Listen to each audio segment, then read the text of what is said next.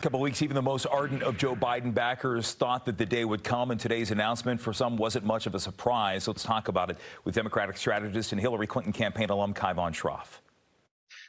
First reaction, you and I have talked off air over the last week about all of this discord in the Democratic Party.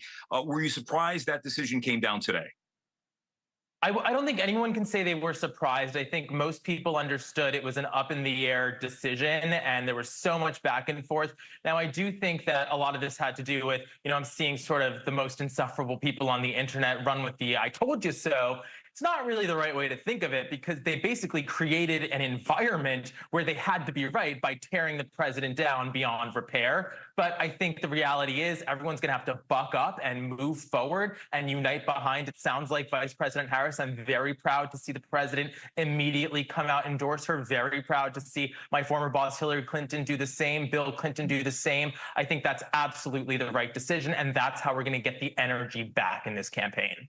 So as we move forward, we're a month away from the Democratic National Convention in Chicago, where we may have the nominee going into it. We don't know if it's going to be an open convention or a semi-closed convention. Who knows what the mechanics are going to be there. But already Republicans are looking at this. I believe Mike Lawler, the congressman from New York, said, I don't want Democrats to lecture us about democracy anymore because they cast aside Joe Biden. But many Republicans I've talked to off air said that they were hoping that Joe Biden would stay the nominee.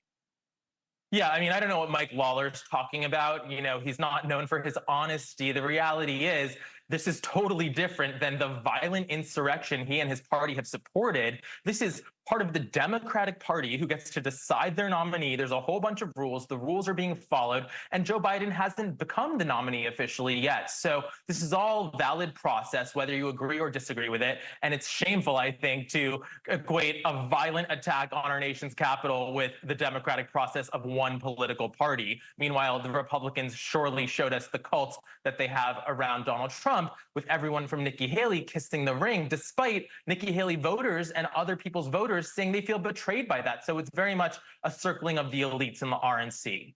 So if it's Vice President Harris, if she's the nominee, what does she run on? What achievements can she say that she helped to enact in this country that could potentially boost her over Donald Trump? Oh, every single one. I think the best thing here is that now, hopefully the press, which I think, frankly, is the biggest winner of this, they wanted this the most. They're cheering on Twitter for it. I just heard somebody on News Nation I was just on saying, this is the time that nobody watches TV in the year, and now everyone's going to be tuning in, very excited for the cable networks. But wait, let me tell you, though, somebody in the media, I didn't want to be here on a Sunday. So it's not everybody in that boat, but continue your thoughts. Well, I'd suggest you read some of the tweets of your colleagues.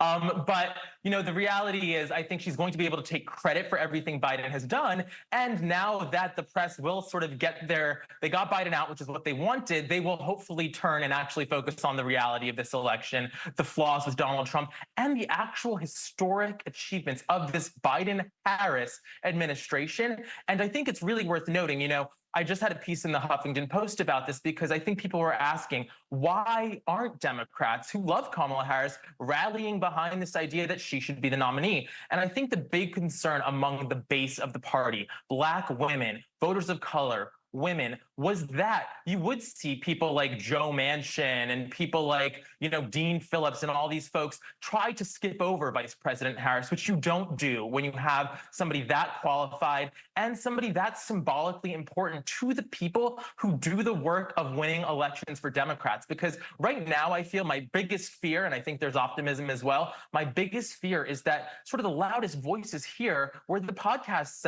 segment, and it was the media, and it was the elite donors. And, sure, hopefully donors will give cash, but the people that do the work every day to win these elections are not my friends, frankly, who with respect are texting me and saying they feel good and they feel hopeful, who don't pay attention to the news, who've been sitting on the sidelines for the last several years and didn't see the stakes as the existential threat to democracy we have. So I'm hoping that they'll say, okay, well, I had an opinion, that outcome came true, but Joe Biden's no longer at the top of the ticket. What am I going to do? Am I going to make calls? Am I going to donate? Am I going to organize? Somebody else is going to have to run with the ball because the people that have been running with it all this time have just been told, okay, well, we're taking a different tack based on sort of a different people's opinion set.